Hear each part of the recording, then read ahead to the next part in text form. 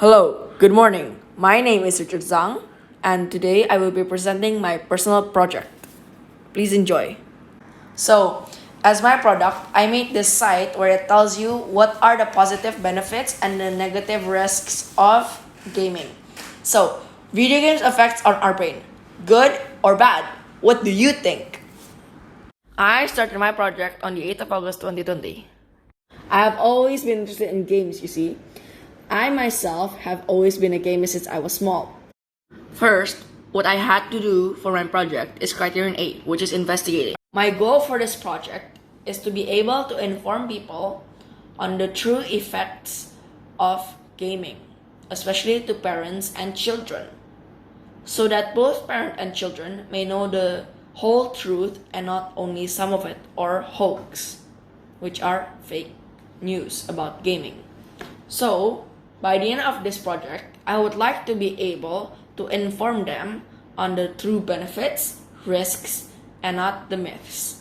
The best global context that fits for my personal project is identities and relationships, which covers beliefs and values, personal, physical, mental, social, and spiritual health, human relationships, including families, friends, communities, and cultures. But for my personal project, I will only be focusing on the video game effects on mental health and the effects to our brain. This is of course personal to me. As I have said before, I am a gamer, I love gaming, and I have always wanted to prove my parents that gaming does have benefits, and also I would also like to learn more about what are the benefits for me as a gamer when I am playing game. Next is Criterion 8, Strand 2. Prior to this project, I have learned about mental health in my own time in my MYP years, but I did not know anything about the topic of my project. Hence, I had a lot of learning ahead of me, and I needed to be prepared that the outcome of this project might not be as I have expected it. During my MYP years, I have learned a lot of skills such as research skills in INS, and I also learned how to identify which sources are good and valuable for me through the process of OPCVL. In my MYP years, I also learned critical thinking skills, time management skills, self-management skills, and many more. Lastly, in the Criterion A is Strand 3. Before this project began, I had very basic research skills, where I could only identify trustworthy sources or not, and I would do minimum research for my assignments, but throughout this project, I have learned that research skill is a very important skill to have in school. Because just knowing whether a source is good or bad is just not good enough for this project and in DP later on for me.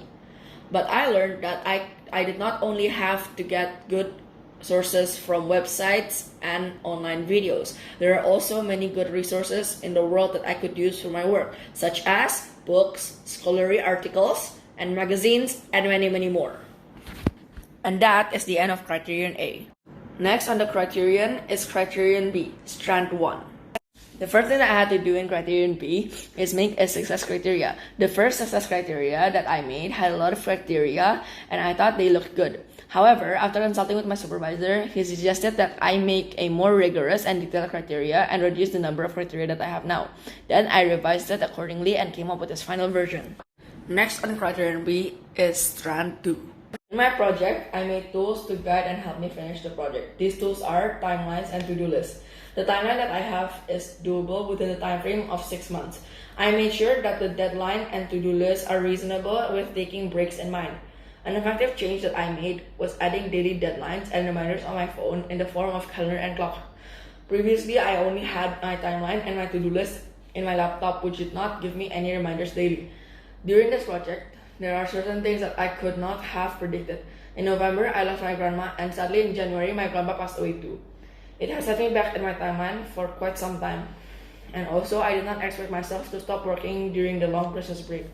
So those are the reasons for me to alter the timeline accordingly to the events that has happened. Next and lastly on the Criterion B is Strand 3. Before this project started, I believed that I had good self-management skills, and I have never done such things as making mini deadlines or to-do lists on a daily basis. That resulted in my work being last minute, as I have mentioned before. But during this project, I have learned that making these little things could be very beneficial to me as a student. I believe that my self-management skills have improved during this project. And that is the end of Criterion B, planning. Next is criterion C, taking. My product is a website. The website is called Video Games Effects on Our Brain. Good or bad? What do you think? There are 3 buttons here. Positive effects of video games, negative effects of video games, and the conclusion. We will now explore the first button, which is the positive effects of video games. Right.